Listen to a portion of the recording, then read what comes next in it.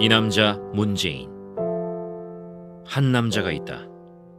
언변이 화려하지 않지만 뛰어난 변호사로 활동했고 본인도 넉넉하지 않으면서 어려운 사람들의 변호를 도맡아온, 친구의 예기치 못한 죽음 앞에서도 흐트러지지 않았으면서 옷깃 한 번 스친 적 없는 아이들의 영정 앞에서는 눈물을 참지 못하는 조금은 특이한 사람이다. 우여곡절 끝에 정치를 하게 된 이 남자는 사람이 먼저라는 말을 자주 한다. 주변 사람들과 타협하며 살아왔지만 원칙은 절대 타협할 수 없다고도 말한다. 이 남자는 왜 이토록 사람을 소중히 여기게 되었을까? 이 사람이 지키고자 하는 원칙은 도대체 무엇일까? 그의 지나온 인생 속에 그 답이 있지 않을까? 문재인, 이 남자의 과거로 잠시 들어가 보자. 문재인은 가난한 집안의 장남으로 태어났다. 돈 없고 백 없이 태어났지만 머리만큼은 누구보다 좋았던 이 소녀는 부산의 명문이었던 경남중학교에 이어 경남고등학교에 수석으로 입학했다. 학교 안에서는 문과 문재인, 이과 승효상이라는 말이 있을 정도로 학업 성적이 뛰어났다. 그러나 수재에게도 시련은 있는 법. 고등학교에 가서야 부자들의 세계를 알게 된 이 사춘기 소녀는 가난하기만 한 자신의 처지를 비관하게 된다. 술, 담배까지 손을 대며 방황하던 끝에 대학 입시에 낙방하고 말았다. 떨어지고 나서야 정신을 차린 이 청년은 재수를 위해 종로학원 진입시험에 응시했다. 그리고 응시자 전체 1등이라는 성적으로 학원비를 면제받아 형편이 어려운 부모님께 소박한 효도를 하게 된다. 이어 경희대학교 법대 수석으로 합격하여 4년 전액 장학금을 받아 큰 효도를 한다. 그러나 효자도 불효를 저지를 때가 있는 법. 당시 대학가를 뒤덮고 있던 반독재 학생운동을 이 효자 청년은 외면하지 못했다. 학생운동에 가담하면 장학금도 보장받지 못하게 되는 상황이었지만 문재인은 총학생회의 총무부장을 맡으며 집회를 주도하게 된다. 그러다가 1975년 기어이 구속 수감되어 부모님의 마음을 아프게 하고 말았다. 학생운동에 뛰어들면서 부모님 얼굴이 생각나지 않았느냐고 누군가 문재인에게 물었다. 그는 이렇게 대답했다. 그 부분은 괴로웠지만 수감됐을 때는 오히려 편안함을 느꼈다고. 모든 것이 두렵고 매 순간 겁나는 시절이었지만 자기 원칙과 자존심을 지켰다는 생각에 편안했다고 한다. 징역 8월에 집행유예 1년을 선고받고 대학에서 제적까지 당한 상황에서 불안감은커녕 도리어 편안함을 느꼈다는 이 간 큰 남자. 그의 서대문구치소 수감 생활을 엿볼 수 있는 작은 일화가 있다.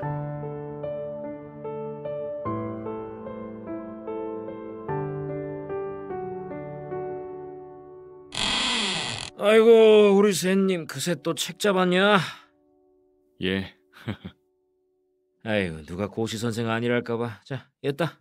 아휴, 건빵이라도 씹으면서 봐라. 아, 고맙습니다. 나가신 분들 오시면 다 같이 먹을까, 예. 아유, 뭐 그러시든가. 서울 구치소 수감 생활은 견딜만 했다. 잘 지낸 편이었다. 원래 시국 사범은 독방에 수감되지만 그때는 시국 사범이 넘쳐서 일반 사범방에 수용됐다. 한 방에 8명 정도였다. 어떤 사람들은 독방이 좋다고 했는데 나는 일반 사범과 함께 있는 방이 좋았다. 세상 공부, 인생 공부가 됐다. 감방에선 재소자를 속칭 돈 많은 범털과 돈 없는 개털로 나눈다. 범털과 개털은 징역살이가 다르다. 세상에서 감옥만큼 돈이 적나라하게 위력을 발휘하는 곳도 없다. 우리 방은 범털과 개털이 반반쯤 섞여서 형편이 괜찮은 편이었다. 같은 방에 있던 사람들은 모두 나를 학생이라고 부르며 잘 대해줬다. 나도 명색이 법대 4학년이고 사법고시 1차 시험에 합격한 경력이 있어서 재소자들이 탄원서나 진정서를 쓸 때면 도움을 줬다. 그러자 다른 감방 사람들까지 도움을 청하곤 했다. 감방 생활 중 잊혀지지 않는 일이 있다. 구치소 주변엔 비둘기가 많았다. 수감된 사동 앞마당에 비둘기가 때로 내려앉곤 했다. 심심할 때 내려다보면 참 볼만했다. 남긴 밥을 비둘기에게 던져주는 사람도 있었다. 우리 방은 여유가 좀 있어서 사식을 사 먹는 사람이 많았다. 간식도 많이 사 먹었다. 간식이라 봐야 건빵이었는데 마가린에 달걀 노른자를 버무려서 크림처럼 만든 것에 찍어 먹으면 꽤 맛있었다. 자연히 식사 때마다 구치소에서 주는 간식이 꽤 남았다. 내가 그걸 모아서 비둘기에게 던져줬다. 호의가 계속되자 비둘기들은 그게 권리인 줄 알았다. 비둘기들은 때가 되면 우리 방 근처로 모여들어 밥을 기다리곤 했다.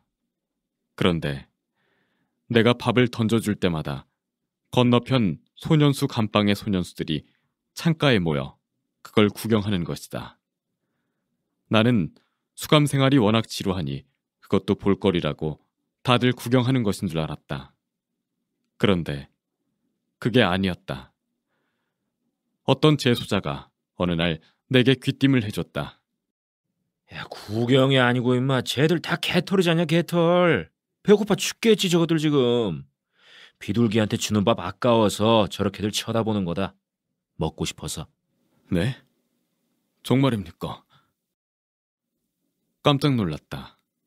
그런 줄도 모르고 비둘기에게 남는 밥을 던져주면서 좋아했던 내가 정말로 부끄럽고 미안했다. 소년수들은 모두 개털이어서 식사 때 주는 간식 말고는 먹을 게 없었다. 그러니 늘 배가 고플 수밖에 없었다. 그 후부터는 감방 동료들의 협조를 받아 간식 한두 덩이를 손대지 않고 통째로 남겨 소년수 감방으로 보내줬다.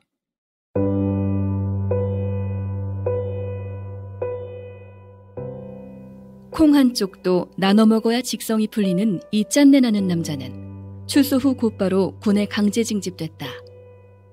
입대 후 훈련소를 거쳐 특수전 사령부 예하 제1공수 특전여단에서 복무하게 된다. 세상은 불공평하다고 했던가.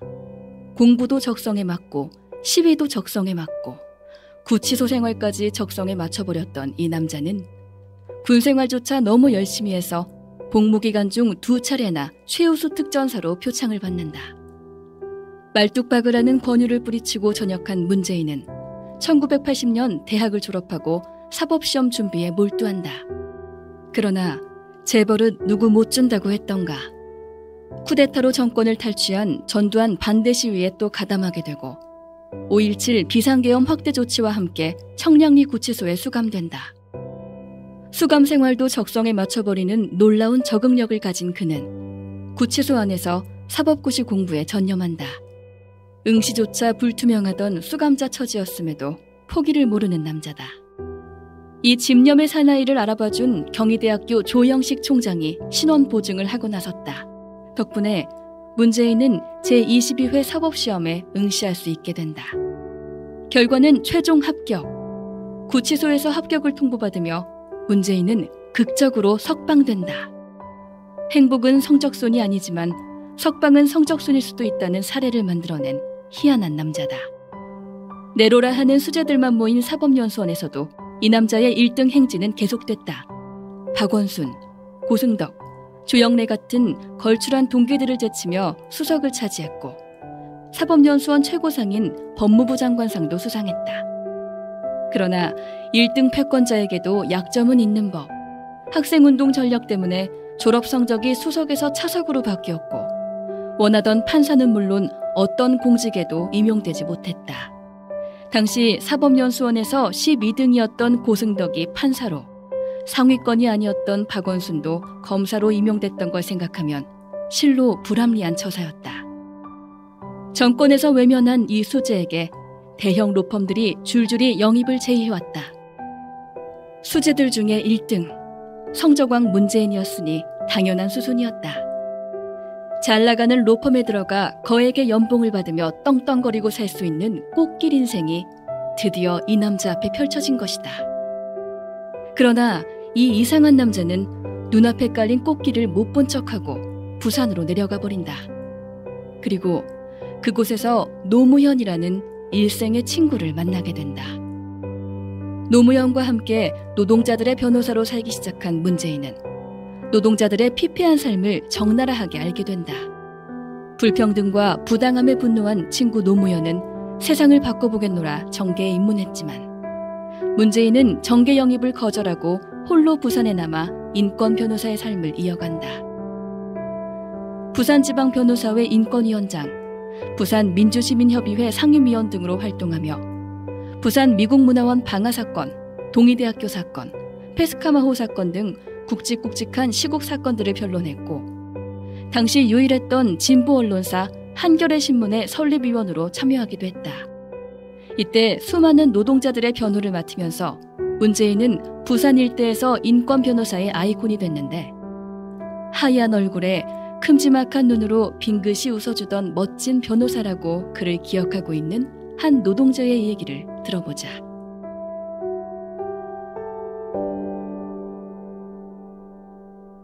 제가 문재인 변호사님을 만난 게 아마 1988년쯤 될 겁니다. 처음 다니던 신발 공장에서 좀 더 나은 자리 구해보자 싶어가지고 공장을 옮겼을 때였습니다.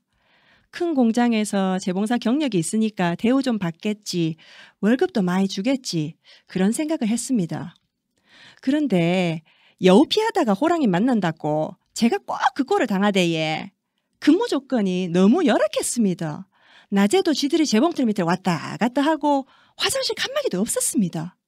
하루 할당량 목표를 못 채우면 무급 연장 근무에 철야에 월급도 월급이지만 환경 때문에 너무 힘들었어요. 예. 그래갖고 저희는 머리에 띠를 두르고 데모를 시작했어요. 예. 점심밥 좀 편하게 먹게 해달라. 밥 좀 먹자. 낮에 열심히 할 테니까 밤에는 잠 좀 자자. 잠 좀 자자. 쥐새끼 좀 잡아주라. 잡아주라. 화장실 칸막이 좀 만들어 달라. 만들어 달라. 그럼 뭐합니까? 회사는 꼼짝도 안 하대. 예. 아, 이것들이 간따위가 쳐불었나? 야, 김반장! 저 불만 있는 애들 다 쳐내보내. 아우, 저 쌍씨. 야, 이년들아! 니년들 아니면 일할 사람 없는 줄 알아? 그러더니 우리한테 데모한다고 주동자를 색출한다고 경찰로 끌고 가대예. 아무리 억울하다 잘못 없다 외쳐도 누구 하나 안 들어주대예. 하긴 뭐 그 시절에 누가 우리 같은 공순 얘기를 들어주겠습니까? 그러던 중에 어떤 사람이 문재인 변호사님 얘기를 해줬어요. 예. 한번 찾아가 보라고. 예전에 자기들이 찾아갔을 때도 얘기를 너무 잘 들어주시고 걱정하지 마라. 이길 수 있다. 밥은 먹었느냐 하시면서 국밥까지 사주셨다 카대에. 그 사람 국밥 얻어먹고 돌아오는 길에 하늘에 대고 이렇게 외쳤답니다. 까불지 마라. 우리도 빼겠다 아이가. 저희도 무작정 문 변호사님을 찾아갔습니다. 저만 간 게 아니고 100명이 한꺼번에 월천에서 갔어요. 쭈뼛거리면서 사무실에 들어갔는데 아이고 막 얼굴이 하얗고 눈이 큼지막하신 분이 앉아 계시대예. 아이고 멋있대. 예. 한참 동안 우리 얘기 들어주시고 빙긋이 웃어주시던데 얼마나 듣는 애인지 모릅니다. 법정에서는 우리 문재인 변호사님이 판사님께 이리 말씀하시대예.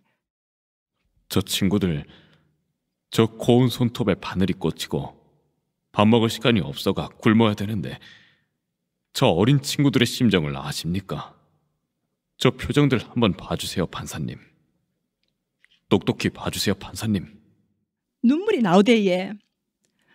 저만이 아니고 같이 간 사람들 다 울었습니다. 억수로 울었어요. 세상에 우리 공순이들의 속을 어찌 그리도 잘 아시는지. 그렇게 도와주셔서 잡혀갔던 동료들 다 풀려나고 그때부터 문재인은 우리 문재인, 우리 변호사님이 됐습니다. 우리 문재인 변호사님은 그 뒤로도 22년 동안이나 부산에서 저처럼 힘없고 억울한 사람들을 위해 일하셨습니다. 부산뿐만 아니라 울산, 창원까지 돌아다니시면서 저 같은 사람들 변호를 해주셨습니다. 한 번은 92m짜리 크레인 위에서 농성 중인 노동자들을 만나러 가셨답니다. 억울해서 못 살겠다. 부당해고 처리하라. 처리하라. 처리하라. 우리 변호사님 손톱만큼 작게 보이는 대목군을 잠시 올려보시다가 갑자기 겉옷을 벗으시더랍니다. 변호사님 지금 뭐 하십니까? 제가 올라가서 들어가 봐야겠습니다. 예? 안 됩니다. 위험한데 저 꼭대기에 뭐 하려고 해? 금방 올라갔다 오겠습니다. 얘기를 들어봐야 변론을 하든가 말든가 할 거 아닙니까? 그러고는 크레인 꼭대기까지 올라가서 그 사람 얘기를 들으셨다는 겁니다. 땅에 있는 변호사가 많지만 노동자가 매달린 하늘 끝까지 올라간 변호사는 우리 문재인 변호사님 한 분뿐이라는 거 아닙니까? 그 높은 데를 겁도 없이 사다리를 타고 우리 같은 사람들 사연을 들으러 올라가신 거 아닙니까? 그런 분이 세상 천지 어디 있습니까? 근데 하루는 어떤 친구가 그러대 얘. 일 많이 했으니 돈 많이 벌었겠다.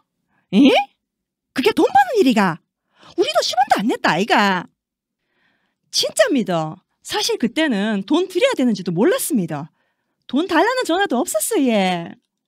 이렇게 우리 문재인 변호사님은 제가 신발 공장 미싱 돌리던 시절에 가진 것 하나 없는 우리들한테 유일한 백이 돼주신 분입니다. 그 성품 어디 가겠습니까? 대통령 되시면 더 많은 서민들한테 진짜 든든한 백이 돼주실 거라고 믿습니다. 변호사님, 그렇게 해주실 거지? 예.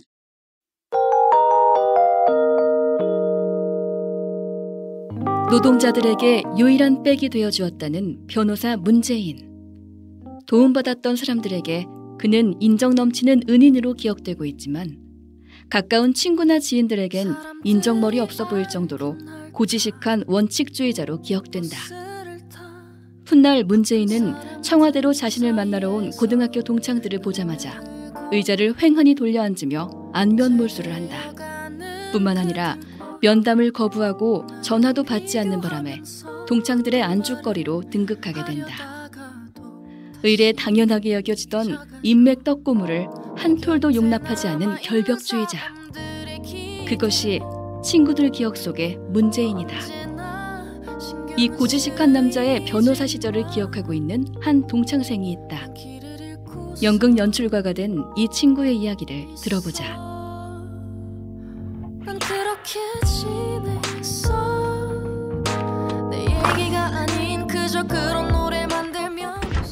윤태가. 이쪽이다. 무슨 일로 보자 했노? 네, 좀 부탁할 게 있다. 뭐고? 이거 연극 티켓이다. 받아라. 그거 좀 팔아달라고. 어디 보자. 이게 몇 장이고? 얼마 안 된다. 한 100장 되나. 언제까지 팔면 되는데? 공연 전에만 팔면 되지. 한 보름 여유 있다. 알았다. 내 한번 팔아볼게. 지금이나 그때나 연극 어렵긴 마찬가지죠. 관객이 없으니까 감독까지 나서서 지인들한테 티켓 팔고 다녔어요. 파는 게 아니라 사실 강매죠, 강매. 제인이 포함해서 한 다른 친구들한테도 100장씩 맡겼습니다. 그리고 공연을 앞둔 어느 날 제인이가 극장 앞으로 찾아왔습니다. 야, 미안하다. 뭔데? 그거는 또 뭔 봉투고? 내 열심히 팔았는데 64장밖에 못 팔았다. 받아라. 티켓을 판매한 돈과 36장의 남은 표가 담긴 봉투를 저는 고마운 마음으로 받았습니다. 봉투를 열어보고는 깜짝 놀랐습니다. 남은 36장의 연극표 때문이었습니다. 표가 시커멓게 손대에 절어 있었습니다. 늘 손에 쥐고 다니며 지인들 한 명 한 명한테 아쉬운 소리를 해대면서 그렇게 열심히 표를 팔았던 거죠. 사실 잘 나가는 친구들은 떠맡은 표를 그냥 주위에 나눠줘 버립니다. 그리고는 팔았다고 자기 돈으로 입장료를 주는 거죠. 그나마 표 맡은 친구 중에 절반은 그냥 감감무소식입니다. 부탁받았다는 사실 자체도 까먹어 버립니다. 그런데 이 친구 문재인은 참 독특합니다. 티켓에 시커먼 손때가 묻을 정도로 한 장 한 장 직접 표를 팔았던 겁니다. 돈이 없어서 그런 것도 아닐 텐데 그래도 명색이 변호사인데 말입니다. 고지식한 거죠. 정말 원칙에 충실한 친구입니다. 지금도 가끔 궁금합니다. 그때 64장의 표는 누구한테 팔았을까 하고 말이죠.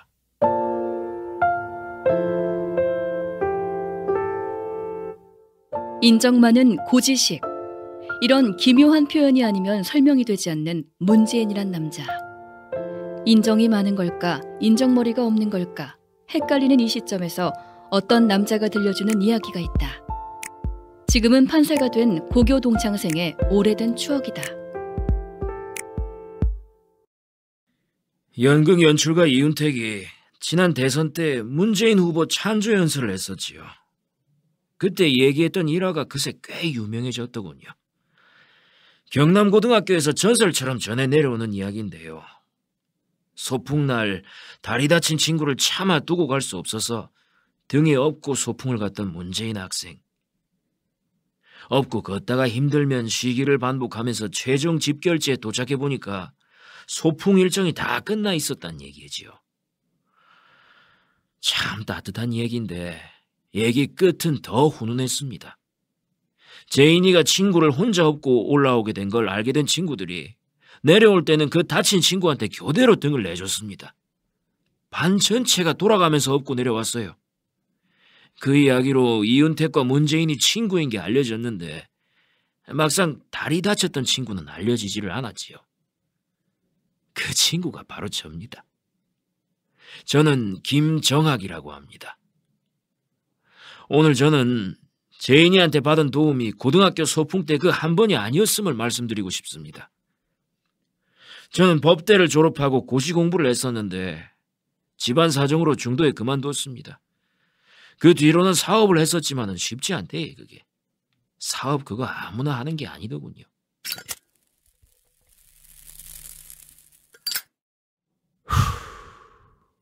그야말로 엉망진창이 돼가 앞날이 캄캄했습니다. 그때가 1984년경입니다. 그 무렵에 제인이는 변호사 된 지 얼마 안 돼서 여유 있을 때는 아니었는데 제 사정을 듣고는 다짜고짜 연락해서 그러더군요. 지가 비용 다 될 거니까 고시 공부 다시 시작하라고요. 제가 대답을 주저하니까 제인이는 후배까지 보내면서 저를 설득했어요. 기어이 결심하게 만들었습니다. 저는 맨몸으로 제인이가 이미 구해놓은 부산의 고시원으로 내려갔습니다. 그로부터 2년 동안 제인이는 고시공부 책 일체를 새로 사서 넣어주고 고시원비에 용돈까지 대주면서 저를 공부시켜줬습니다. 다행히 공부 2년 만에 28회 사법시험에 합격했습니다. 그래서 지금은 판사로 재직하고 있습니다. 그때 제인이한테 진 빚을 조금도 갚지 못하고 있지만은 세상에 이렇게 자랑스러운 우정을 제가 갖고 있다는 사실이 그저 생각만 해도 벅차고 훈훈합니다. 너의 손을 붙잡고 나란히 걸으며 함께 나선 길. 자신의 능력 안에서 할 수 있는 한 어려운 사람을 돕는다는 원칙. 지인들의 도와달라는 청탁을 철저히 무시해버리는 원칙. 이 양면적인 원칙이 모두 문재인의 본 모습이다. 이 원칙이 지인뿐 아니라 가족에게까지 적용됐다는 사실을 문재인의 청와대 시절을 통해 알 수 있다. 정치권의 러브콜을 한사코 거절하며 변호사로 살던 문재인은 대통령 후보가 된 친구 노무현의 당선을 돕기 위해 정치에 첫 발을 내디뎠다. 문재인의 진가를 누구보다 잘 알고 있던 대선 후보 노무현은 그에게 부산시장 출마를 여러 차례 권유했다. 그리고 번번이 거절당했다. 확실히 문재인은 호락호락한 남자가 아니다. 그는 노무현의 대선을 도우면서도 선거가 끝나면 변호사 업무에 복귀하겠다는 뜻을 수차례 못 박아두었다. 그러나 유유상종이라고 했던가. 문재인만큼 노무현도 호락호락한 남자가 아니었다. 부산으로 돌아가려던 문재인에게 노무현은 당선시켜놨으니 책임을 지라며 도리어 큰 소리를 쳤고 그를 주저앉히는 데 성공했다. 그렇게 청와대에 감금된 문재인은 과연 원칙주의자답게 주변을 혹사시켰다.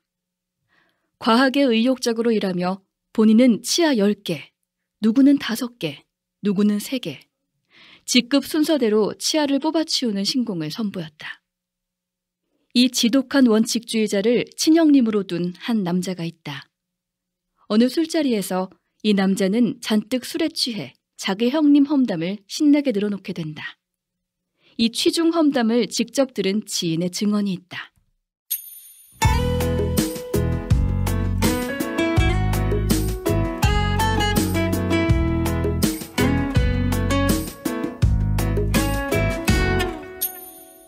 (2010년) 저는 K모 선사에서 1년 동안 배에 승선한 적이 있습니다. 그때 뜻밖의 인물로 알고 지내게 됐습니다. 배에서 같이 부대끼면서 고생하고 저녁마다 술도 한 잔씩 하고 그렇게 친해진 우리 배 선장님이었습니다. 승선 기간이 거의 끝나가던 어느 날 밤에 선장님과 저는 평소대로 선상 술자리를 가졌습니다. 그리고 놀라운 소리를 들었습니다.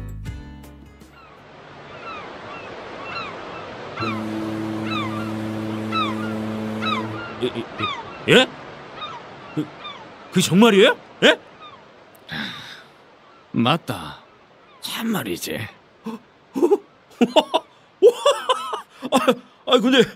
근데 어쩌면 그동안 말씀 한 번을 안 하셨어요. 우리 형 이름 뭐냐고 내가 언제 물어봤나? 물어봐야 말을 하지. 세상에, 선장님의 형님이 문재인이라는 거였습니다. 노무현 대통령의 비서실장이었던 그 문재인 말입니다. 야, 제가 이런 분을 다 알게 되고 이거 아유, 진짜 영광입니다.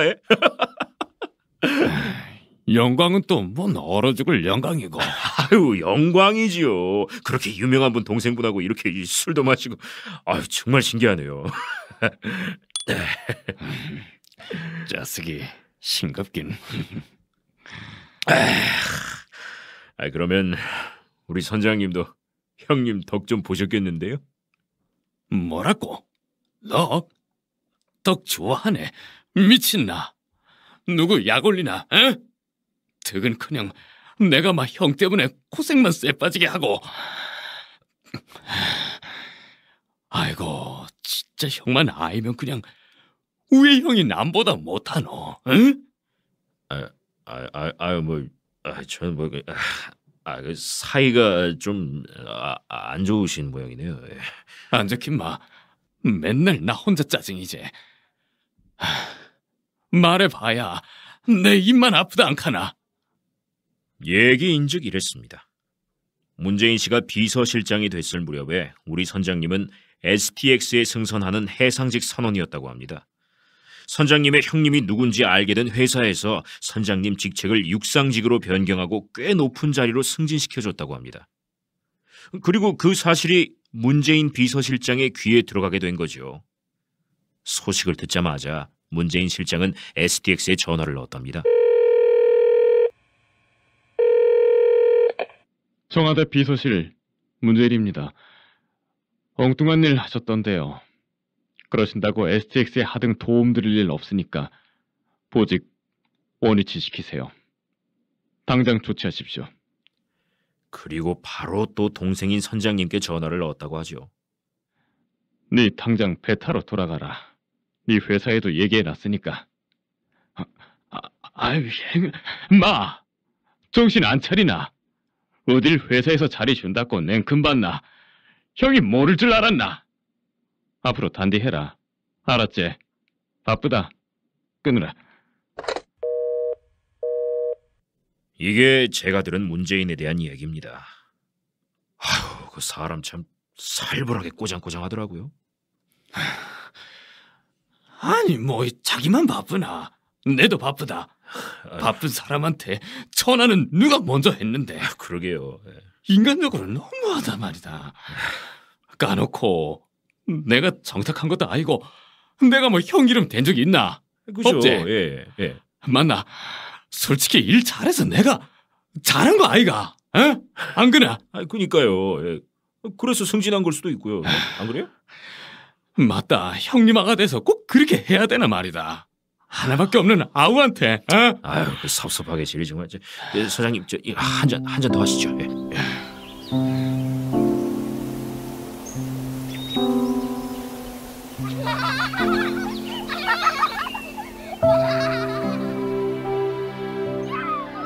청렴 결백증 환자라고 해도 반박하지 못할 이 남자 문재인은 민정수석으로 시작하여 참여정부 마지막 대통령 비서실장을 지냈다.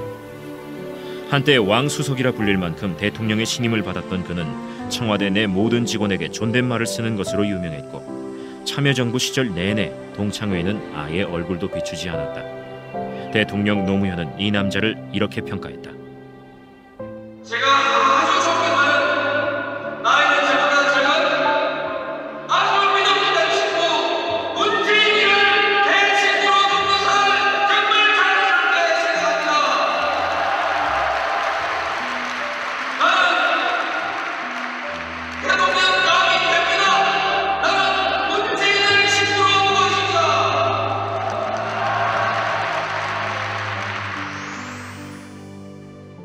여기 한 남자가 있다. 뛰어난 지능을 타고난 수재 중의 수재이며 인정 넘치는 천성을 타고나 남 돕는 일을 즐기는 사람이다.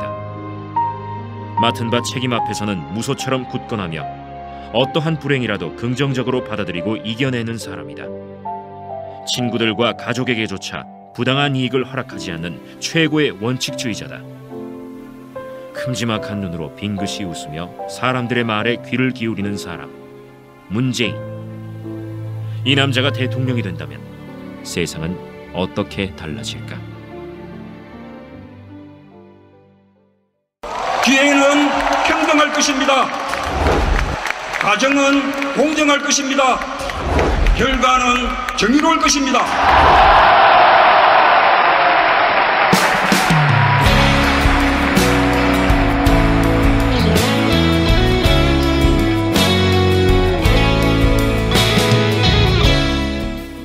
출연 내레이션 권창욱, 이민아, 문재인 역 전승민, 김성현 역 서현주, 이윤택 역 권창욱, 김정학 역 권창욱, 문선장 역 전승민, 선원 역 권창욱, 기타 배역 권순욱, 윤가피, 김반장, 송은정.